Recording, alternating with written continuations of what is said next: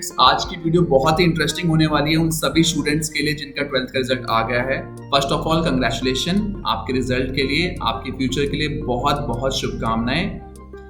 आज हम बात करेंगे कॉमर्स की स्ट्रीम के ऑप्शंस के बारे में जो आप ऑप्ट कर सकते हैं अपने 12th के रिजल्ट के बाद। आज इस वीडियो के दौरान हम 5 ऐसे ऑप्शंस पे डिस्कशन करेंगे जो आपके लिए बेस्ट फ्यूचर अपॉर्चुनिटी लेके आ सकते हैं। तो आइए शुरू करते हैं आज की वीडियो।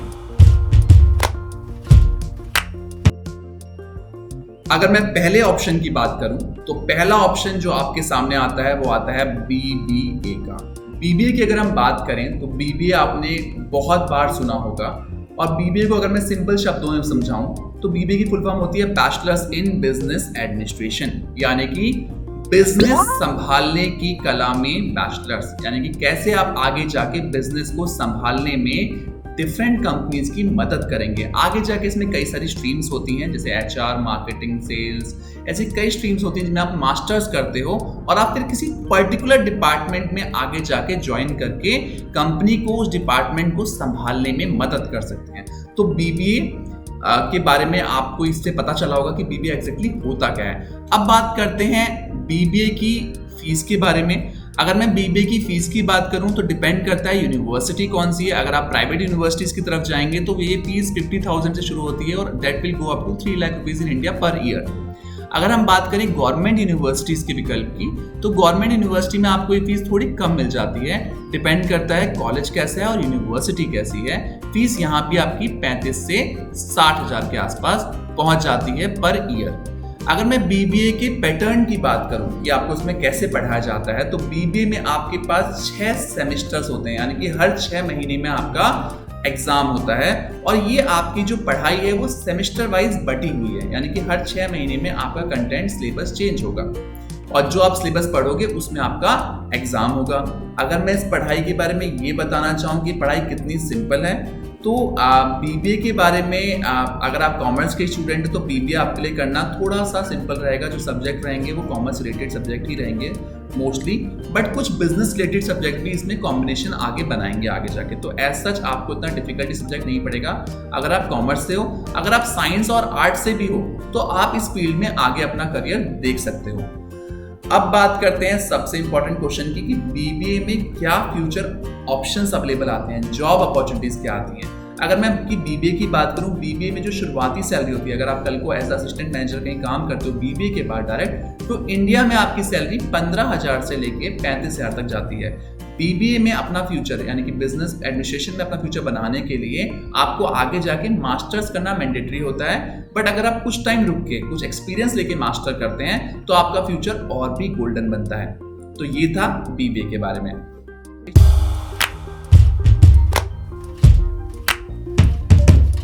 अगर मैं सेकंड ऑप्शन की बात करूं तो सेकंड ऑप्शन है आपके सामने बीसीए का। जिन बच्चों का इंटरेस्ट कंप्यूटर्स की तरफ है और किसी ना किसी रीजन से वो बीटेक या नहीं कर पाए, अपना साइंस साइड नहीं ले पाए 12th में और वो बीटेक नहीं कर पाए हैं और उनको कंप्यूटर एप्लीकेशन में आगे अपना करियर बनाना है, तो बीसीए उनके लिए परफेक्ट कोर्स है। बीसीए की अगर मैं फीस की बात करूं तो इंडिया में बीसीए की फीस डिपेंड करती है यूनिवर्सिटी के ऊपर। अगेन यहाँ भी यूनिवर्सिटी क्राइटेरिया आता है। अगर प्राइवेट यूनिवर्सिटी है तो आपकी फीस शुरू हो जाती है 60,000 रुपए सालाना से लेके 4 लाख, 3 लाख, 3.5 लाख रुपए सालाना फीस तक की जाती है। अगर मैं गवर्नमेंट यूनिवर्सिटीज की बात करूं तो गवर्नमेंट यूनिवर्सिटी में यहाँ भी फीस 30,000 रुपए साल से लेके 1,20,000 रुपए सालाना तक जाती है। बीसीए के अगर मैं स्कोप की बात करूं यानी कि आपकी फ्यूचर ऑप्शंस की बात करूं तो बीसीए के बाद आपके पास ऑप्शंस आ जाते हैं कंप्यूटर एप्लीकेशंस के लिए काम करने के, और यहाँ जो आपकी शुरुआती सैलरी होती है वो 15,000 से लेके 30,000 तक जाती है। इसके बाद आप अपना MBA या फिर MCA आगे जाके प्लान कर सकते हो ताकि आपको आगे इस फ्यूचर में कई सारी अपॉर्चुनिटीज और भी मिलें। इन दोनों ही कोर्सेज में अगर मैं पहले कोर्स की बात करूं, बीबीए की बात करूं या बीसीए की बात करूं, आगे आपको इसमें मास्टर्स करना मैंडेटरी होगा फॉर बेटर अपॉर्चुनिटी। तो ये था बीसीए कोर्स।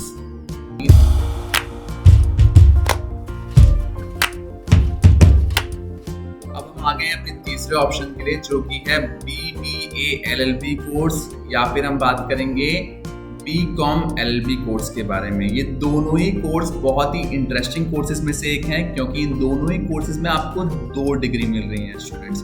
यानी कि आप 5 साल के टेन्योर में 2 डिग्री ले रहे हैं। इस दोनों ही कोर्सेज का टेन्योर 5 साल रहेगा और ये भी सेमेस्टर सिस्टम में बटा हुआ कोर्स है, यानी कि टोटल 5 सालों में आपके 10 सेमेस्टर होंगे।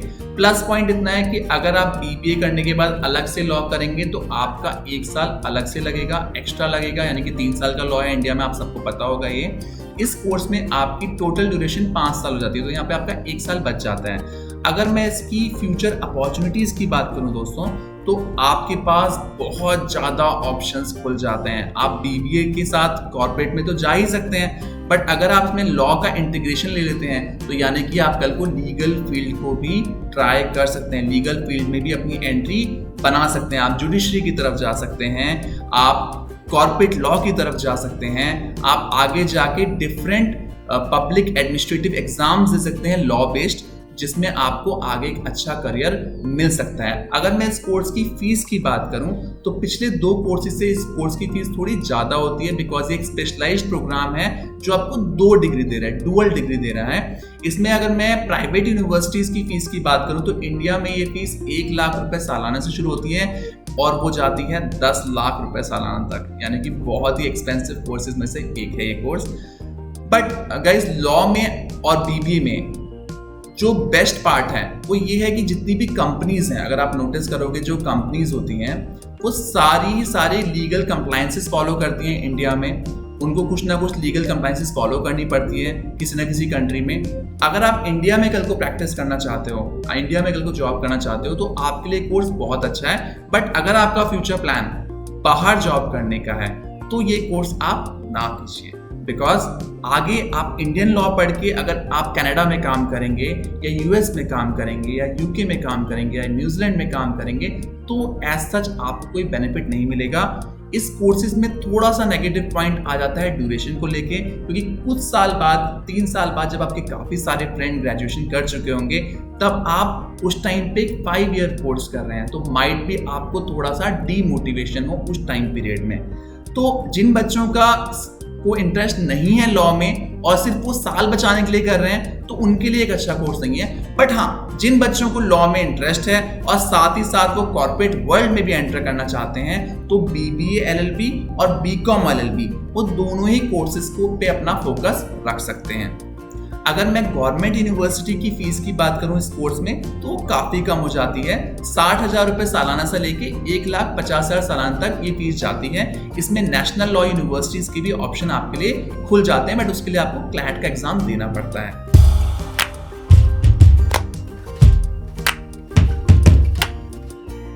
स्टूडेंट्स, अब हम आ गए अपने चौथे ऑप्शन की तरफ। अगर मैं चौथे ऑप्शन की बात करूं तो वो आ जाता है एक बहुत ही इंपॉर्टेंट प्रोफेशन में से एक, चार्टेड अकाउंटेंसी का। चार्टेड अकाउंटेंसी या फिर कंपनी सेक्रेटरी, ये दोनों ही ऑप्शन आपके लिए बहुत अच्छे ऑप्शन है। बट जो गौर करने वाली बात है वो ये है, अगर आप बहुत ही ज़्यादा स्टूडियस थे, अपनी 12th 11th आपने बहुत अच्छे से करी और आपके फंडे बहुत क्लियर हैं और आपको आगे जाके अपना फ्यूचर बहुत ज़्यादा सिक्योर करना है और आप बहुत ज़्यादा मेहनत करने के लिए तैयार हैं, तो आप इस कोर्स के बारे में सोच सकते हैं।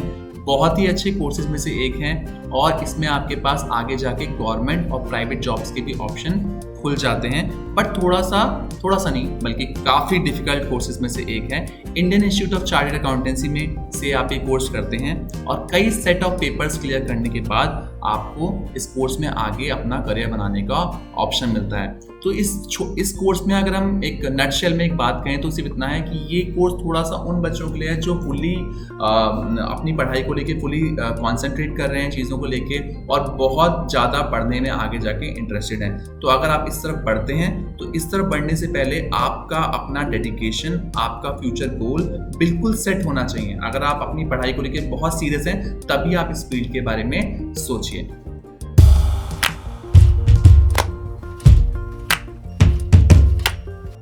अब हम आ गए अपने आखिरी ऑप्शन के ऊपर, अपने 5वें विकल्प के ऊपर, जो कि है बीकॉम पास या फिर बीकॉम ऑनर्स।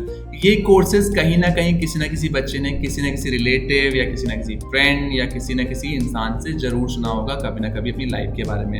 अगर मैं दोस्तों बीकॉम पास और बीकॉम ऑनर्स के डिफरेंस की बात करूं तो बीकॉम पास में आपको स्पेशलाइजेशन नहीं मिलती है, वहीं बीकॉम ऑनर्स में आपको स्पेशलाइजेशन करने का भी मौका मिल जाता है। बट बीकॉम ऑनर्स का एडमिशन थोड़ा सा डिफिकल्ट होता है गवर्नमेंट यूनिवर्सिटी में। अगर आपकी परसेंटेज कम है तो आपके इस कोर्स में एडमिशन लेने के चांसेस बहुत कम होते हैं। तो अगर आपकी परसेंटेज अच्छी है तो आप इस कोर्स के बारे में सोच सकते हैं। इस कोर्स में आपको काफ़ी ज़्यादा हद तक स्पेशलाइजेशन पे फोकस किया जाता है। अब बात करते हैं फीस की। अगर मैं बात करूं फीस की इस कोर्स की, तो गवर्नमेंट यूनिवर्सिटीज की फीस ना के बराबर है। सालाना 9,000 से लेके ये फीस जाती है 30 से 40,000 रुपए सालाना तक इंडिया में। अगर मैं प्राइवेट यूनिवर्सिटीज की बात करूं तो यही फीस आपकी बढ़ के 50,000 सालाना से लेके 1.5 लाख, 2 लाख, 2.5 लाख सालाना जाता है, क्योंकि वो प्राइवेट यूनिवर्सिटीज हैं। अब बात हम करते हैं इसके फ्यूचर स्कोप की।